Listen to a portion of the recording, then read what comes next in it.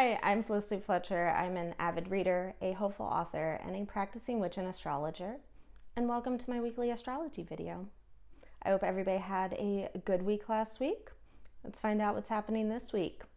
So this video is covering the week of Sunday, March 16th through Saturday, March 22nd. Let's jump in. As always, I'm going to start with the moon. So on Monday the 17th, the moon is moving into Scorpio.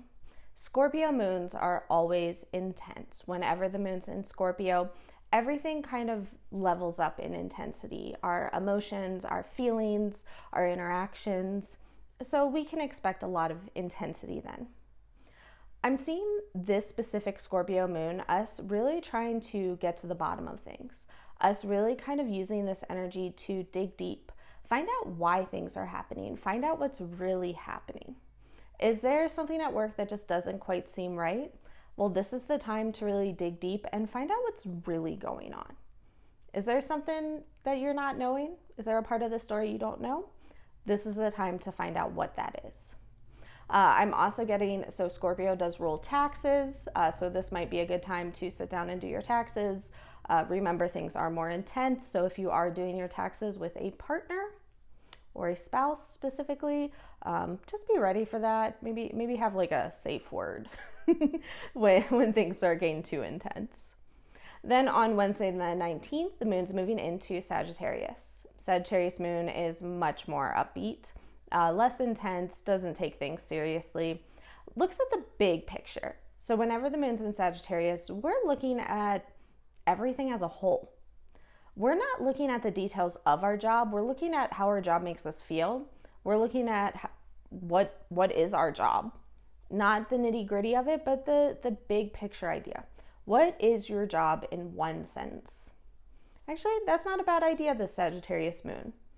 Do that as an exercise. On Wednesday the 19th, or even Thursday or Friday, sit down and describe your job in one sentence, or if there's another part of your life that you are focusing on, describe it in one sentence. Use Sagittarius to look at the big picture. This is also a time for new experiences. So whenever the moon's in Sagittarius, I recommend saying yes. If someone invites you somewhere, say yes. Just embrace the new experiences. They might not all be great, but then you have an idea of what you don't like to do. Sagittarius moon also usually involves travel. There is Mercury is retrograde during the Sagittarius moon, so you may be craving travel and it may not go well. So just be cautious of that. And then Saturday the 22nd, the moon moves into Capricorn, which really takes this big picture idea and really narrows it. Capricorn moon is all about structure. So whenever the moon's in Capricorn, this is a good time for us to put structure in place in our lives. Structure that we can build off of. Capricorn moon helps us build a foundation. We have to put the work in, but we can build a foundation and we can start building the walls and we can start putting design elements in. We just put the structure in while the moon's in Capricorn. One of the things about this Capricorn moon that I'm really getting is that we're going to be much more aware of time limits. We're going to really understand how much time we truly have. Is time something that you feel like you need more of? We can't get more time, but when we understand the time limits, we can start to understand what's really important, what we really need to be doing, and what is just extra. So this is a good time to really look at your time, how it's being spent, how it's being managed, and truly understanding the time limits that you have. Capricorn moon is very sober. It is very practical. So we do go from that Sagittarius energy that is the complete opposite, that's very upbeat, lively, to one that can sometimes be a little bit more depressing, but we don't want to look at it as depressing. Yes, it is more sober, but there are times that we need to be practical, that we need to kind of come back down to earth, and we really need to put in roots. We need to really build that foundation. I feel like I say that every single time the Capricorn moon comes up, and I will continue to say that every time. So let's get into the rest of the astrology. So on Wednesday the 19th, the sun will conjunct Neptune, and this is right before the sun moves out of Pisces. So this is happening at the very last degree of Pisces, where the Sun and Neptune are going to be conjunct. When this happens, we have increased sensitivity. We tend to be very sensitive. We tend to read between the lines a lot more. And in some ways, this is good because this is our intuition talking. This is our spiritual, psychic side of things that we're tapping into, that we're more sensitive to. But it can also mean being more sensitive and reacting. So if we read into something, we tend to react. And I do believe that we need to trust what we read into. If you feel like someone's being disrespectful to you, but they're saying the right things or they're technically following professional protocol, you probably are onto something. But when you have a big reaction because you are sensitive, that can sometimes backfire. So we do need to worry about that. We need to trust ourselves. We need to trust our intuition. But we also need to just watch out to how we are reacting. We also want to watch out because part of the sensitivity is we're really going to be picking up on other people's energies.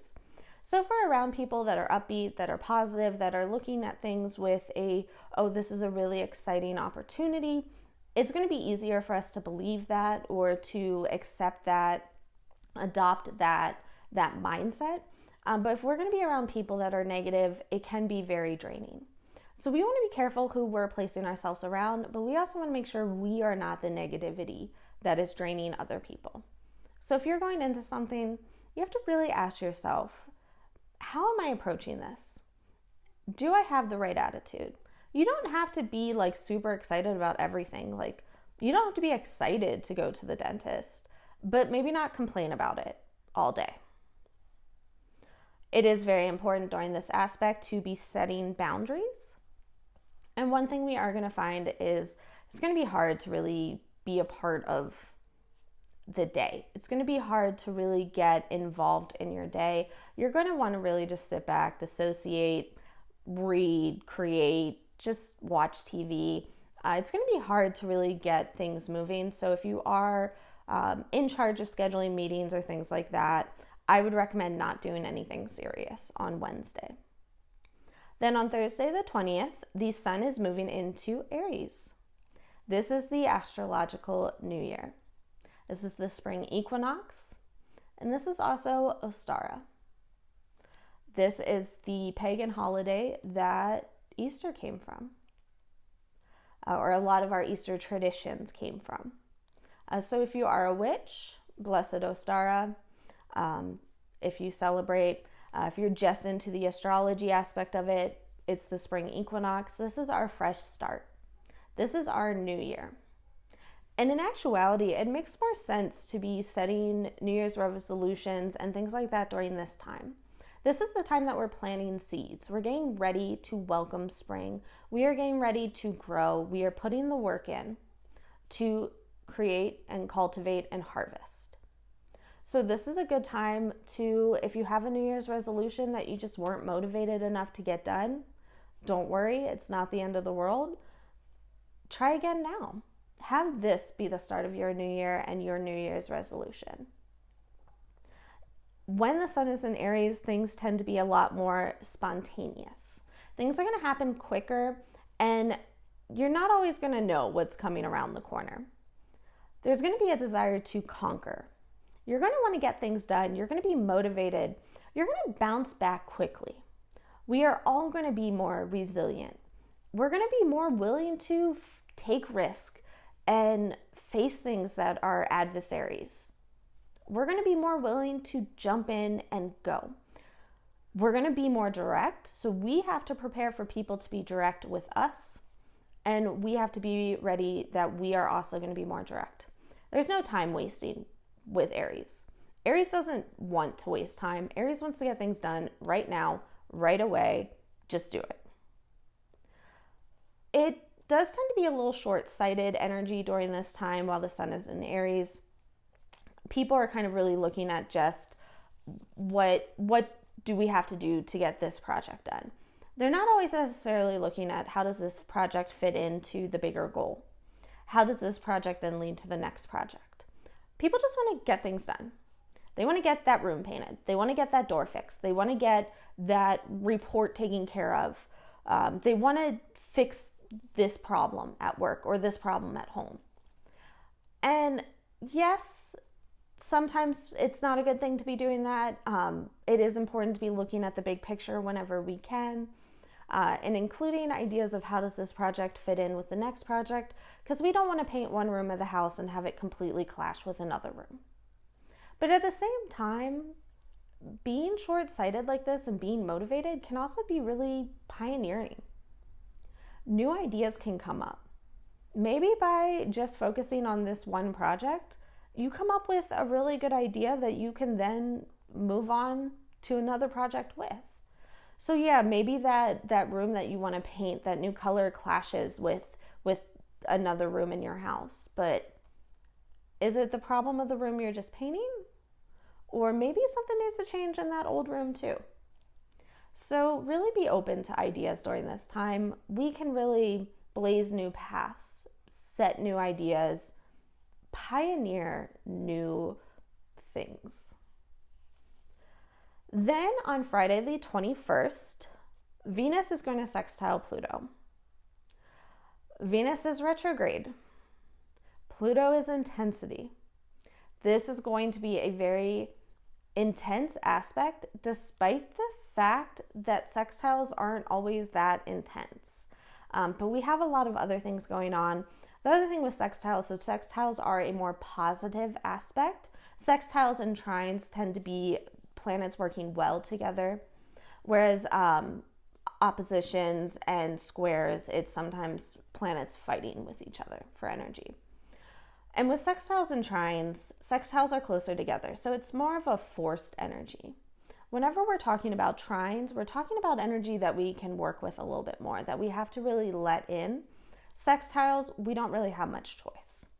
So for this Venus-Pluto sextile, it's specifically going to be influencing our relationships. And these are our personal relationships. These are our partners, romantic partners. These are our coworkers. We're talking about all sorts of types of relationships. The fact that we're dealing with Pluto and we're dealing with Venus retrograde, there are going to be some karmic lessons that are going to be brought up.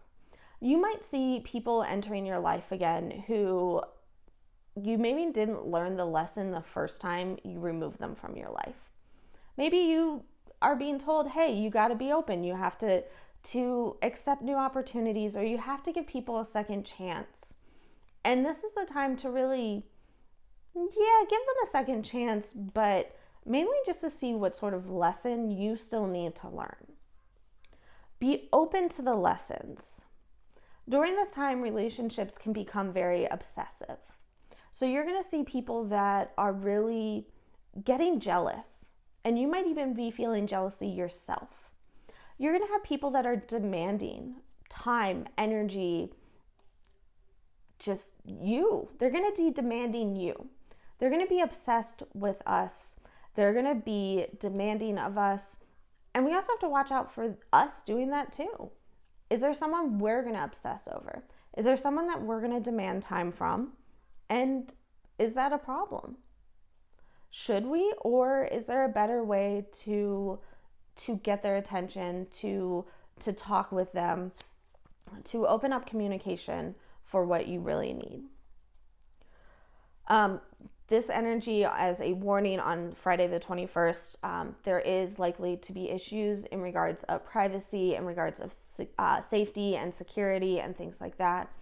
This is something we may see on a global scale. We may see companies stealing information. It may be happening during this time and we don't see it for a while. Just be extra cautious. Be extra cautious with your information. Be extra cautious with your privacy. Be extra cautious about where you're going, who you're talking to, what you're doing. It's okay to put the tinfoil hat on for this energy. It's okay to say, hey, this company can steal my information through my phone. I give you permission. I give you permission for this energy to wear your tinfoil hat. So final thing to talk about for this week is on Saturday the 22nd, we have Sun conjunct Venus. This is happening in Aries. The sun just moved into Aries. Venus is retrograding out of Aries. And this is a time that we're going to be really seeking out relationships, and we're going to be seeking out things. Venus can be very materialistic. It cares about pretty things, nice jewelry, good artwork, just having everything around you be luxurious and pretty is a very Venus trait. So we're going to be seeking out those things. We're going to be searching for a good time, not necessarily a long time. And remember, Venus is retrograde, so we really need to be questioning what we're seeking out. Why are we seeking out these things? Are these things really a good time, or are they just band-aids for other issues? We really need to be also kind of asking ourselves the tough questions of what are we saying and what are we talking about and what are we encouraging? How are we looking at our relationships? How are we encouraging other people around us? Are we sugarcoating things? Are we kind of doing a false positive narrative? Are we saying everything's great when it really isn't? Is there a way that we can remove that sugarcoating? Is there a way that we can see what's truly underneath? And we need to, because we need to see if what's underneath is actually healthy for us. Is that a grape that was covered in sugar and not necessarily a bad thing to have? Or was it poison? We need to look at these things. And we need to be prepared for tough answers. Especially with this Venus retrograde, there are going to be some very tough realizations that come up about people in our lives, about things in our lives, about what is truly healthy and good for us and what is pulling us down. So on Saturday, and remember, the moon is in Capricorn. So we also have the ability to grow from these realizations. So yeah, some of them might not be great. Some things might be hard for us to hear. But we are building a foundation that we can build our houses off of. That is it for this week. Thank you for watching. Thank you for coming along on this journey. As always, if you want to support, like, comment, subscribe, share. You can do all those things on YouTube. But all I really ask is that you just come back next week. I'll see you then.